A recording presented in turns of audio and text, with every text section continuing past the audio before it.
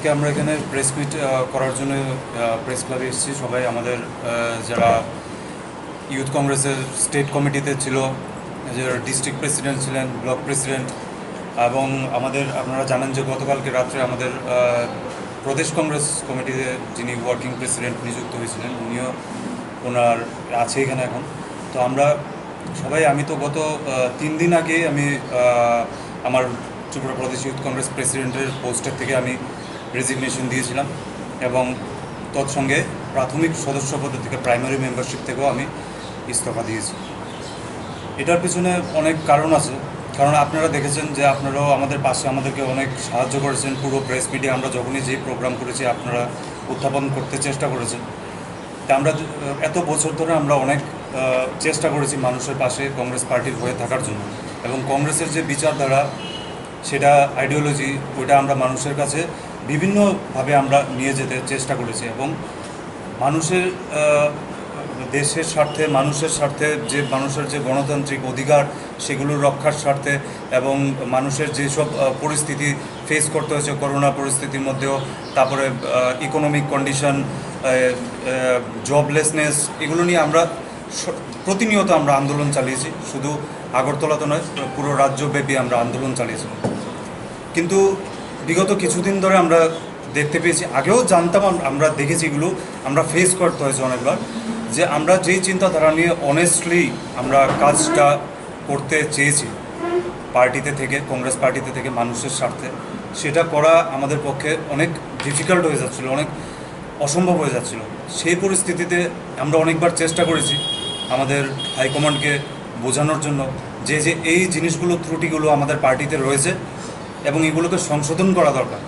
যদি সংশোধন না করা হয় তাহলে যারা ভালো যুবক যুবতী রয়েছে কিংবা অনেক ভালো respected people are there in the society, ওরাও আসতে চায়, পার্টিতে এসে কাজ করতে চায়, মানুষের স্বার্থে সেবাতে কাজ করতে চায়। কিন্তু যদি কোনো রকমের নোংরামি, ইনডিসিপ্লিন থাকে এবং কোনো ড্রব্যাক থাকে, সেগুলোকে দীর্ঘদিন ধরে যদি সংশোধন না করা হয় তাহলে ওই মানুষ আমরা ধরে রাখতে আমাদের পক্ষে খুব অসম্ভব হয়ে যাচ্ছিল। এবং তার জন্য আমরা দেখেছি এবার আমাদের যখন incharge doctor Ajay Kumar sir, উনিও এসেছিলেন। উনি আসার পরে ওনার সাথে কথা হয়েছে, উনি সবার সাথে মত বিনিময় করেছেন, সবার কথা শুনেছেন। এরপরে উনি যেগুলো আমাদেরকে কথা দিয়েছিলেন, প্রমিস করেছিলেন, এইসব জিনিসগুলো সংশোধন করা হবে। কিন্তু আমরা দেখলাম যে সেগুলো সংশোধন করা হবে না, এবং সেটা কীরকম এরকম অনেক রকমের ডিসিশন এসছে আমরা দেখতে পাচ্ছি। কারণ ইউথ কংগ্রেসেরও অনেক কিছু ইউথ কংগ্রেস স্টেট কমিটির থেকে করেছে, বেশিরভাগ করেছে। এখানের মধ্যে উপস্থিত আছে আমাদের ভাইস প্রেসিডেন্ট আছে নেপোলিয়ন ত্রিপুরা, ওইদিকে ভাইস প্রেসিডেন্ট রয়েছে আমাদের লিটন ঘোষ, তারপর এখানে আমাদের স্টেট কমিটির বিভিন্ন সেক্রেটারিজ, জেনারেল সেক্রেটারিজ রয়েছে, এবং ডিস্ট্রিক্ট প্রেসিডেন্ট আমাদের সাথে যারা ইউথ কংগ্রেসে কাজ করতো। এখানে আমাদের অমরপুর আর Udaipur district youth Congress president আছে সুমন ইসলাম। তারপরে এখানে মধ্যে রয়েছে আমাদের কৈলাসহর জেলা যুব Congress president Abdul Matin, Prasenjit Tripura south Tripura district president রয়েছে। অন্যরা আজকে অনেক দূরে আছে। কতজন রয়েছেন যারা আপনারা ইউথ কংগ্রেস থেকে রিজাইন করেছেন? পোস্ট হোল্ডার অ্যাবাভ, মানে main post holder, important post holder above 30 তো হইব, আরও বেশি হবে, 40-50 এরকম। মানে যারা district president, state committee, block president, different office bearer যারা 50 জনের কাছাকাছি আপনারা রিজাইন করেছেন। এর উপরেই হবে দাদা। পিসিসি থেকে কে কে রিজাইন করেছেন? পিসিসি থেকে এখন আমাদের সঙ্গে আছে মিস পূর্ণিতা চাকমা, উনি তো ওয়ার্কিং প্রেসিডেন্ট ছিলেন, উনিও রিজাইন করেছেন। এবং আমাদের এখানের মধ্যে আনঅর্গানাইজড ওয়ার্কার্স কংগ্রেস যে পুরো একটা সংস্থা ছিল, ওটার যে চেয়ারম্যান ছিল শান্তনু পাল, উনিও রেজিগনেশন দিয়েছে এবং উনিও ওনার সহমত প্রকাশ করেছেন আমরা যাতে একসাথে কাজ করতে পারি। উনিও আজকে এখানে উপস্থিত রয়েছেন এবং সবাই আছে এখানে আমাদের স্টেট। আমি নাম তো মেনশন করতে চাইছিলাম না কাউ, কিন্তু বাধ্য আমি বলতে, কারণ এগুলো মানুষ জানা উচিত। আমার বাবা পিসিসি প্রেসিডেন্ট ছিল। এই গত 7-8 মাস আগে উনি বিশালগড় একটা পার্টি অফিস বিজেপি দখল করেছিল, সেটাকে পুনরুদ্ধার করার জন্য, ওটাকে উদ্বোধন করার জন্য উনি যাচ্ছিলেন, গিয়ে পৌঁছেছেন। এরপরে এখানের প্রদেশ কংগ্রেসের যিনি মাইনরিটি চেয়ারম্যান জয়দুল হোসেন, এটার প্রমাণ রয়েছে, উনি বিজেপির সাথে মিলে, এবং ওনার ফোন কল সব রেকর্ড হয়েছিল, এগুলো এসছে, মিডিয়াতে এসেছিল, বলেছে যে ওনাকে একটা পিসিসি প্রেসিডেন্টকে একটা ট্রিটমেন্ট দেওয়া দরকার। এবং সেই সঙ্গে ওনার গাড়িতে 2জন দেহরক্ষী ছিল, পিজি ছিল 2জন, একটা এসকর্ট গাড়ি ছিল, এসকর্ট ভেহিকেল ছিল। আমাদের গাড়িটাকে পুরো তছনছ করেছে এখানে, কোনো মতে ওই সিকিউরিটি এবং আমাদের যে গাড়ির ওই দিন ড্রাইভার ছিল প্রদীপ, আমাদের এরিয়ারই রামনগরে, ওদের জন্য আমার পিতার প্রাণ রক্ষা হয়েছে। সেটা আমরা বারবার এসিসির নলেজে দিয়েছি, মেলে দিয়েছি, সব কিছুতে দিয়েছি। দেওয়ার পরে এরকম একটা ক্রিমিনালকে পার্টি থেকে সরানো নিয়ে এত ইম্পর্ট্যান্ট একটা পদের মধ্যে ওকে বসিয়ে রাখা হচ্ছে, তাহলে কিভাবে মানুষকে ধরে রাখা যাবে যখন মানুষ জানে যে একটা ক্রিমিনাল একটা পদে বসে আছে? তো এটা ভেরি অবভিয়াস। তো এসবের জন্য কাজ করা যাচ্ছে না। এই যে গতদিন লাস্ট যে ডক্টর অজয় কুমার আমাদের যে ইনচার্জ, উনি এসে গেছেন। উনি আসার পরে বিক্ষিপ্তভাবে 2বার ঘটনা হয়েছে, ওরা আমাকে অ্যাটাক করতে চেয়েছিল। ওরা কারা ছিল আপনারা হয়তোবা জানেন ভালো করে, ওদের লোক একই পার্টির মধ্যে। তো আমি খুব দুঃখ তখন হয়েছিল আমার, যে একই যেটা পার্টি এবং একই যেটা অ্যাজ এ ফ্যামিলি আমরা ট্রিট করি, ওইটার মধ্যে যদি কেউ থাকে যে আমাকে খুন করতে চায়, তাহলে অতি দুঃখজনক। সেটার মধ্যে তো কাজ করার কোনো স্কোপ কমই থাকবে এবং বাধা বিপত্তি বারবার আমাদের ফেস করতে হচ্ছে। ওই দিনের পরেও কিন্তু আমরা রিটেন আমাদের আইওয়াইসিতে, এএসসিসিতে এবং ডক্টর অজয় কুমার স্যার নিজে সাক্ষী রয়েছিলেন এবং ওনার কাছে সবগুলো রেকর্ডিং দেওয়া হয়েছে যে কে বা কারা কৈলাস শহরে যে আমাকে চাকু দিয়ে আমাকে স্ট্যাব করতে চেয়েছিল। এগুলো প্রমাণ সহকারে আমরা দিয়েছি। এবং তখন ইউথ কংগ্রেসের যারা ছিল ওদের নেতৃত্বে এবং পিএসকিউ ঘেরাও করা হয়েছিল এবং ডিজির কাছে ডেপুটেশন দেওয়া হয়েছিল এবং ওই সবটা কেস আইনি প্রক্রিয়াতে এখনও রয়েছে।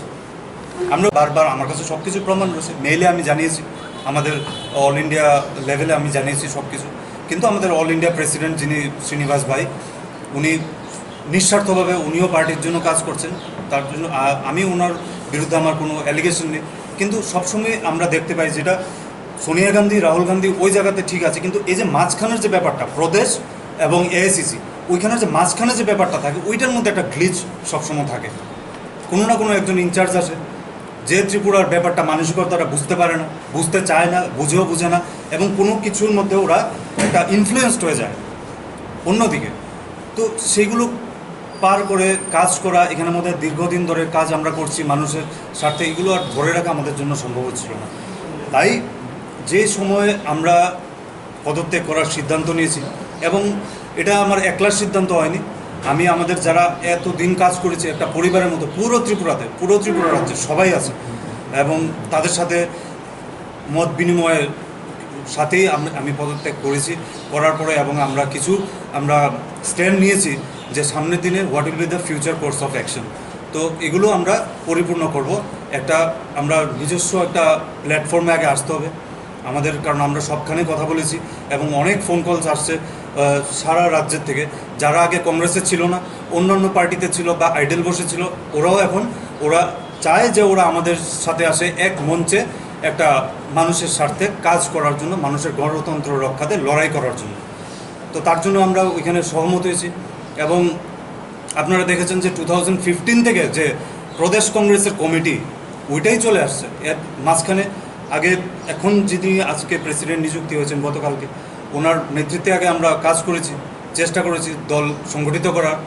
এবং ওই কমিটি যেটা রয়ে গেছে এরপরে এসছে মহারাজ প্রদ্যুৎ কিশোর মানিক্য, উনি এসছেন as a president, PCC president.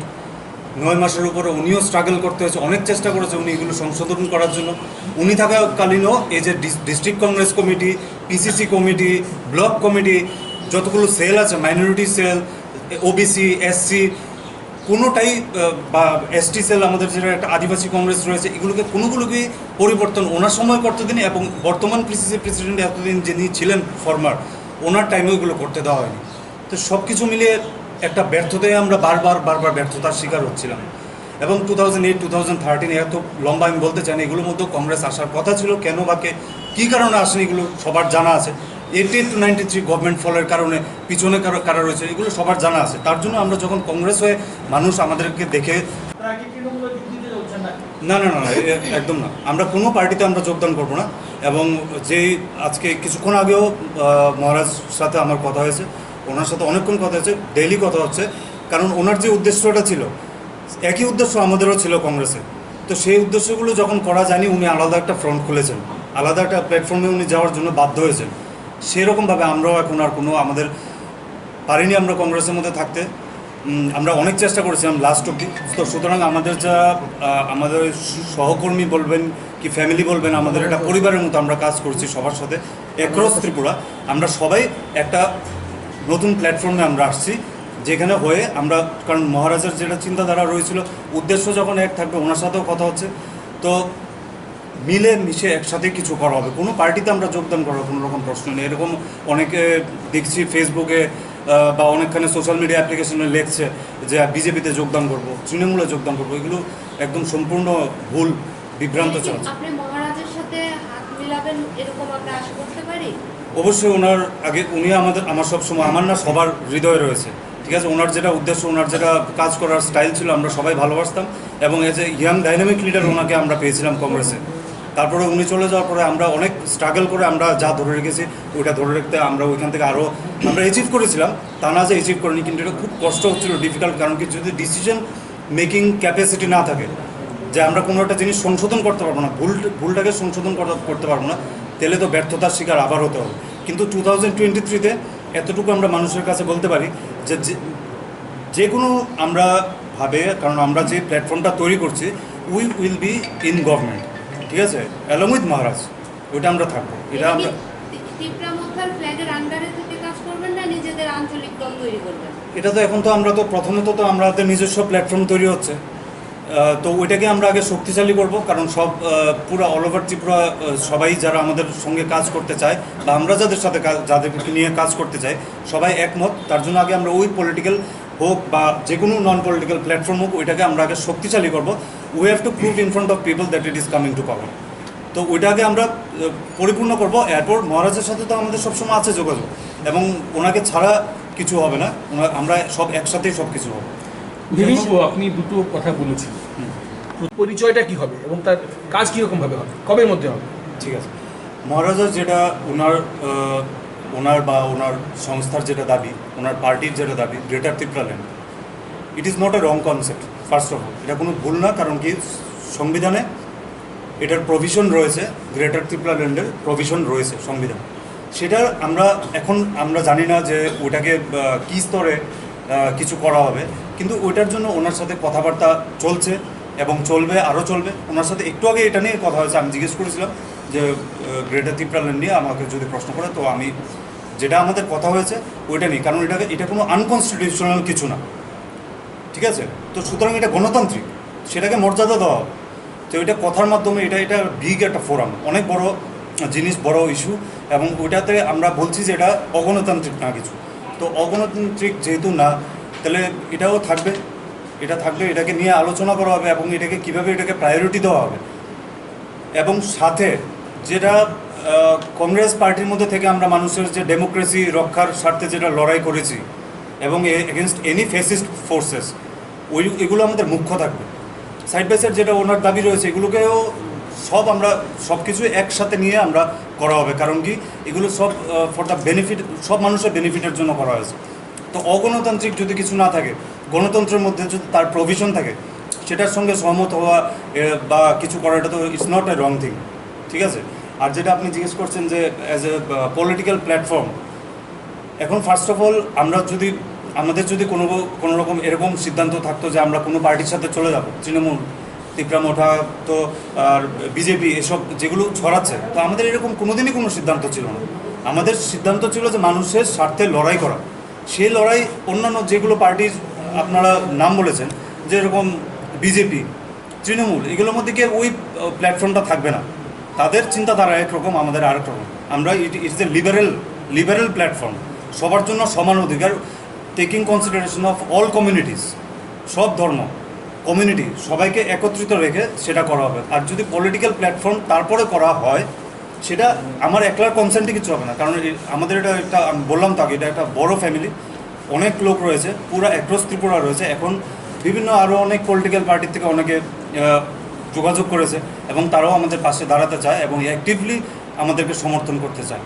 তো সেই সঙ্গে আমাদের সেন্ট্রাল যখন আগরতলাতে যখন বড় আমাদের কনফারেন্স হবে, তখন সবার মতামত বিনিময় হবে, তখন সবার কনসেন্ট যেদিকে যা করার উদ্দেশ্য থাকবে, তখন আমরা করবো। এখন তো সেরকম আমরা কোনো সিদ্ধান্ত করার নেই, কিন্তু আপাতত একটা প্ল্যাটফর্ম তৈরি করা হবে যেখানে সবাইকে আমরা ইউনাইট করতে পারবো। যারা রিজাইন করে